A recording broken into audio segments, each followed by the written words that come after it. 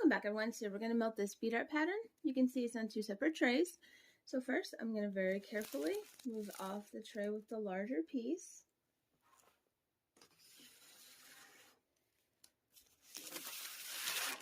And put my parchment paper over top of the smaller one. Now we want these beads to barely be melted together, so you're going to have to lift up on the iron a little bit so it doesn't get very much heat on them.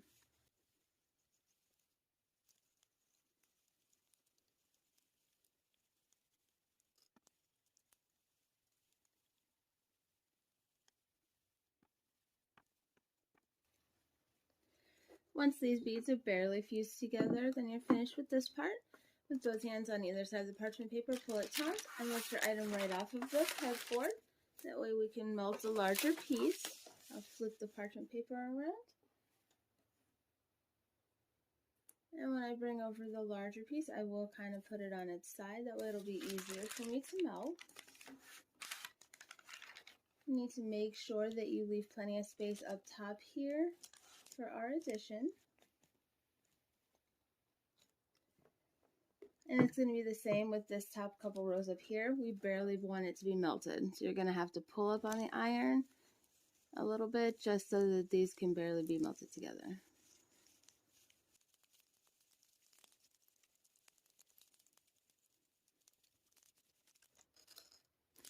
Once the top couple rows are barely melted together, then you can continue melting like normal. Don't put any pressure on the iron and moving in your circular motion.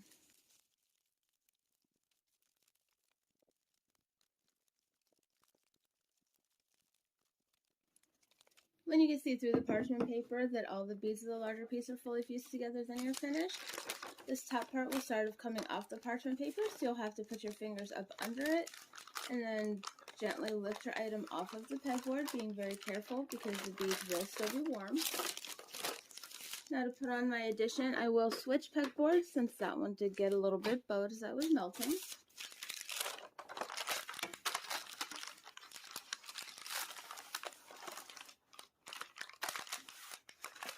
So we're going to need to push these beads back down onto the pegboard.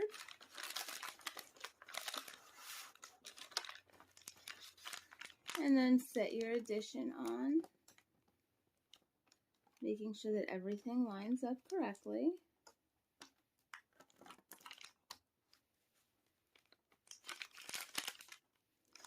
We're going to lay our parchment paper back across our pieces and very carefully place the iron on the part that needs to be fused together, being very careful not to burn yourself.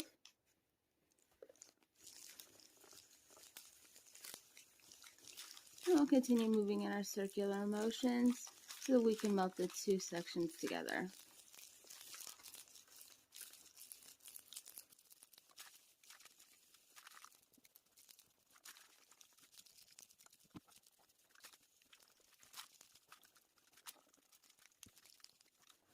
Once you once again can see that all the beads are fully fused together through the parchment paper, then you're completely finished.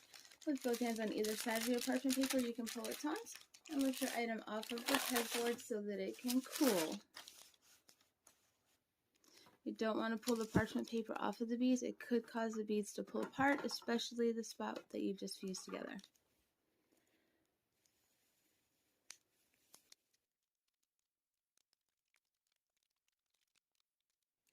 Once the beads have cooled enough for the parchment paper to come off, then you can take a look at your finished product. Please feel free to reach out with any questions. I'm here to help. Thank you for watching.